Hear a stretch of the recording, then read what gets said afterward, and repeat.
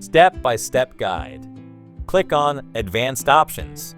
On the error screen, select Advanced Options. Choose Troubleshoot. From the menu, click on Troubleshoot.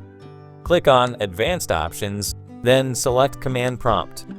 Enter the following commands. First, type the following command and press Enter. sfc/scano. This will scan and attempt to repair any corrupted system files. Wait for the process to complete. Next, type this command and press Enter. chkdsk/fc.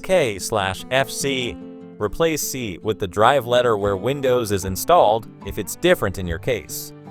This checks the disk for errors and fixes them. Close the command prompt. Once both commands have finished running, close the command prompt window.